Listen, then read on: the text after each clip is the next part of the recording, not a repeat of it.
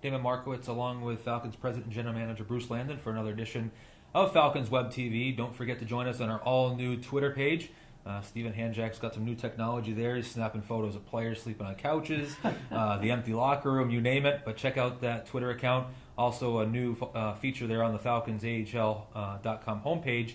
You'll see all the most recent Twitter posts or tweets are up at the top right-hand corner. Check it out. It's updated at least once a day, sometimes 2-3 times a day. And also our brand new Facebook page. We've gone from an individual status to a company status. Again, all that evolution that we're all learning here inside, but seems to carry over nicely, and we have a nice following there. And sticking with some of the topics that we've seen on Facebook this week, the IceCast came up. I don't know if you remember the IceCast. Jason Garnett's. Yes. Yes, I remember it well. Yeah, the dance team that we had here. Someone had a question. The IceCast, they were here one season, then they were pulled away. Just the reasons and the background behind that. I don't really even know what the reason was, other than it was sort of well received by some fans, not well received by other fans. Some NHL buildings have cheerleaders, if you will. We took it to the extreme, I think. We didn't just have cheerleaders, we took them into on the ice and the dancing. It also became very labor intensive. Jason spent an awful lot of time with the young ladies and choreographing and going through the selection process. So it is something that I don't believe it's going to come back, to be quite candid with you. It was something you experiment with. We tried it. I wasn't 100% sold on it, but it's not just my decision. Some other people weren't sold on it as well. So it's something that we tried. Not sure if it worked well enough to continue. So for now, we've discontinued it. But it was, as much as I remember, it was very labor intensive for Jason to coordinate and choreograph and get all the girls involved. And you got 40 events going on here, and it's not like you're playing 20 games. You're playing 40 games now. 38. I have to get used to that. And it's a lot of work. And really, are we getting enough out of it to justify the time and the expense that goes into it? Sure. Another topic that came up a lot this week, and when I say a lot, sometimes 2 or 3 times a post, the name of the team, and the Springfield Indians, and obviously a lot of people out there that know the history. In fact, just about everyone in this area knows the history. You know it better than anyone, but it gets mentioned a lot as far as the naming, going back to the Indians' name and that type of thing. Is there any way ever that you would see the Indians becoming an option? And at this point here with the Falcons, moving forward, are we kind of set as far as our current logo is also something else that came up with the Falcons as well?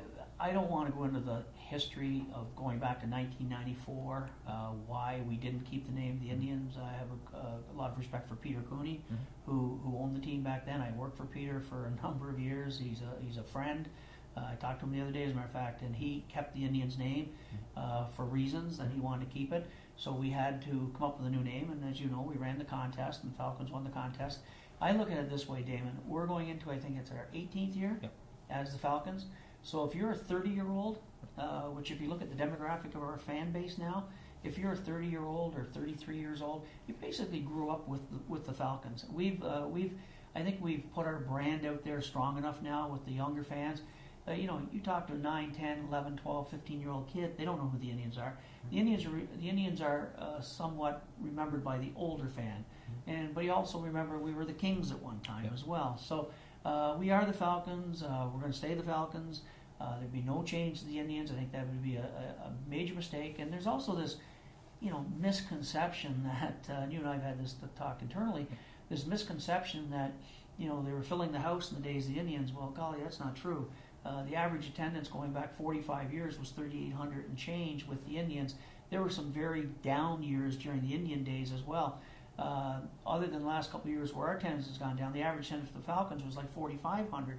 We had the 3 years, 96, 7, and 8, where we were averaging 5,000 a game. So I think what happens with the Indians, the last Calder Cup years were the years the Indians, 89, 90, 90, 91. I remember them well because I was general manager of that team, and they were fun times, and we won 2 Calder Cups. And people remember, we had 7,000 people in the building for the Calder Cup finals. Yeah. But I can tell you this, the year after that, attendance dropped here in Springfield to an average of about 3,000 a game. So we're hovering right now around the 37, 3,800. Has to get up over 4,000. We're going to get there. But to answer your question, we're the Falcons. As far as I can see it, we'll remain the Falcons. Now, again, I'm not going to be around forever. If 5 years down the road, somebody else wants to take a shot at this thing and go about talk to Peter about changing the name of the Indians, I wish them all the best. Well, let's get in the playoffs, and then I think a lot of that stuff takes care of itself. Right. Yeah. Seemed to be, I think there were 25,000 people in a 7,000 seat arena. If you talk to everybody who said, I was at that 7th game when we won the Calder Cup. So. Well, I'm here. I was there because I had the seat cushion to prove it, the armrest to prove it. So, one last topic I want to touch upon, just the front office here. Something gets asked a lot. We got asked by a lot of diehard fans as far as front office goes. Our front office staff coming back, or is there any additions, subtractions, and where do we sit? Well, we've got a great staff. I've said this publicly. You guys work hard. Everybody works together here. We have healthy confrontation, which I think is good sometimes. But we're all on the same page, trying to do our very best in our respective duties to get people in the building. Young Chris Linehan, who's been a salesman with us for a while now, just came in to see me this morning and said he's got an opportunity to go to Boston to work for a radio station sales in Boston. And that's what this is all about as well. It's a great opportunity for Chris. I shook his hand. I thanked him for what he's done for us in the short time he's been here. And hopefully for him, it's a good move personally and professionally. And we've had some people come and go through the years that have gone on to bigger and better things, or have just made a change because this wasn't right for them. But unless somebody else surprises me today or tomorrow, I think the staff here is going to be with us going into next season. And again, my job here is to let everybody sort of as a learning ground, if you will, learn the business, find out what they want to do, especially the younger kids coming out of college, and build a resume by working here. And if we can move them on to another job, which, as I said, is good for them professionally, then that's great. That's a good feeling for me. It's like seeing our players go on to play in the National Hockey League. It's the same thing with our staff, and we are looking to add to our staff. We're always looking for good salespeople. Unfortunately, in this industry, we don't find a lot of people that want to get into sales. They sort of want to get into the marketing or PR or other aspects of the business, but we are looking for a couple salespeople. We've got a couple interviews set up over the next few days.